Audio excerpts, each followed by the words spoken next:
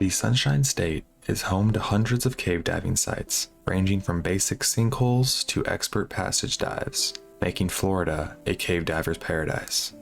Attracting hundreds of expert divers each year, these caves will continue to bring excitement to thrill seekers until every single one of them is closed off.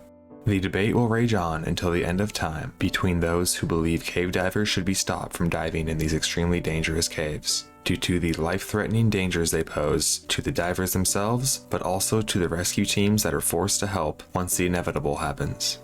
While the other side believes that divers who accept the dangers and risks associated with such an extreme hobby should be able to continue diving where they please, assuming they are properly preparing for those risks. We have seen many local governments step in to close off many caves after deaths of divers, and the state of Florida is no different. While many caves have been closed, Florida is still scattered with hundreds of open diving sites. One of those sites that have seen its fair share of closures is the Eagle's Nest, which is also known as the Lost Sink.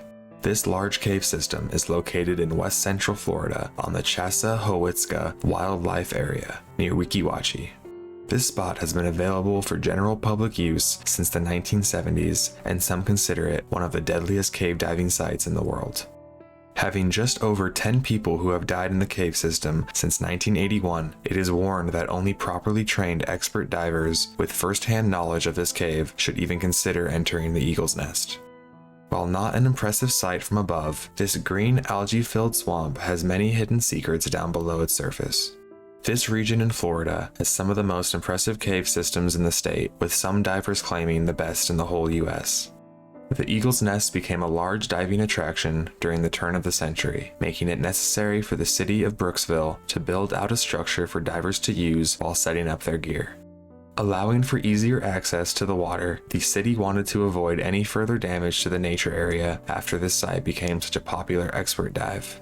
This wouldn't be that abnormal for a city to do if it wasn't for the fact that to get to this dive is a 12-mile trek down a dirt road before even arriving at the sinkhole. Even after several alligator sightings in this very swamp, divers are not deterred from getting their very chance to see what lies underneath. While it is a scary, murky swamp above, the Eagle's Nest is a world-class cave system for those who are able to safely access the passages. The visibility of the nest varies greatly based on the conditions of the day, such as the state of the Florida aquifer and the recent rainfall amounts in the area. There is a message board out front of the dive, meant for divers to leave notes of the conditions to let the next group know what to expect. Some examples of notes left there have been unlimited visibility, while another reads, diving by braille with no visibility. The stark difference in conditions from week to week is one of the most dangerous parts of diving at the Eagle's Nest. While some systems in this area have crystal clear water, the Eagle's Nest does not. Most times out of the year, the water is dyed dark with the natural organic coloring. Other times, when conditions are just right, the water is gin clear, totally invisible. This is described as magical, or like being in another world. While this is a rare occurrence, it does show how variable this dive can be depending on the day.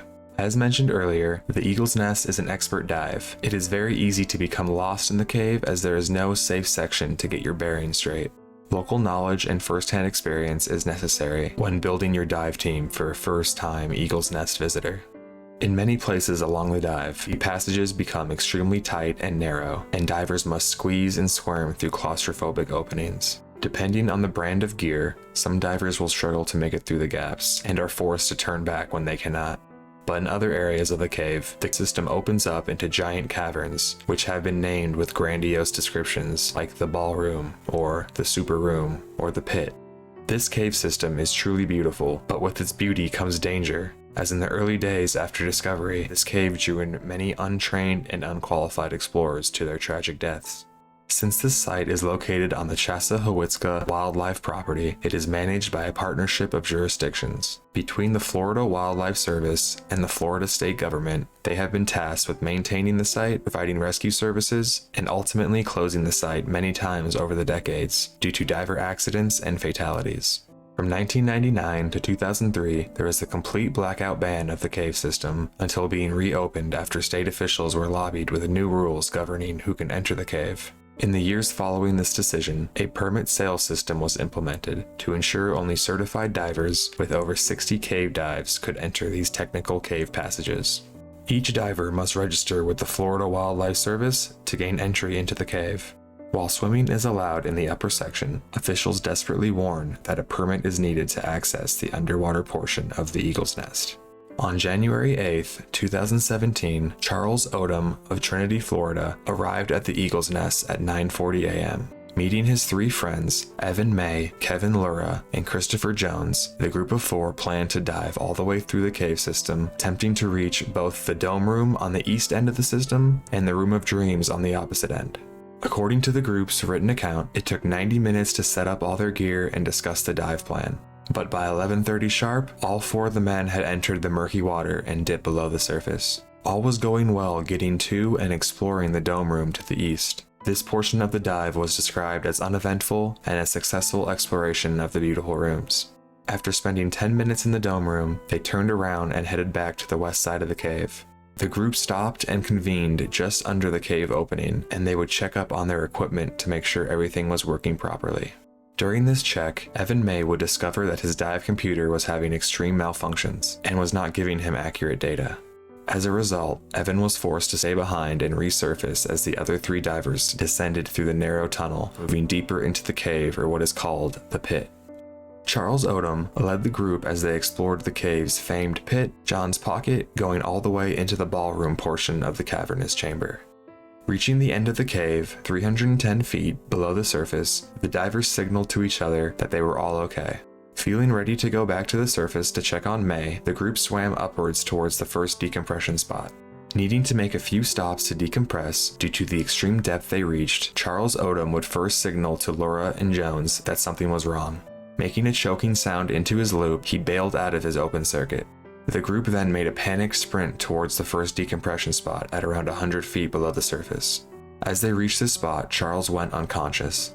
Jones then grabbed Charles, keeping his regulator in his mouth, and dragged him towards the surface. Realizing they still needed to decompress to avoid sickness, the pair floated Charles back through the passage and back to the surface via buoyancy ascent. Thankfully, Evan May, who had resurfaced earlier, was loading his gear into his truck and saw Odom's body float to the surface. May was able to pull him out of the water, but Odom was unresponsive. He was subsequently pronounced dead at the scene by first responders at 1:54 p.m. Lura and Jones went on to say they did not notice Charles acting weird or giving any signals of distress at any moment during the dive until they both noticed him bail out of his open circuit. Investigators did check Charles's dive gear and computer for any malfunctions, but found it was all functioning properly during the dive and shouldn't be considered a contributing factor in his death. Charles's body was subject to an autopsy, which revealed he died as a result of drowning and a heart attack. While he was found with his friends with his regulator in his mouth and a tank with sufficient air, investigators were unable to figure out what caused him such distress. Dying at the age of 55 after just 2 years of diving experience, Charles Odom left behind a wife and 2 children.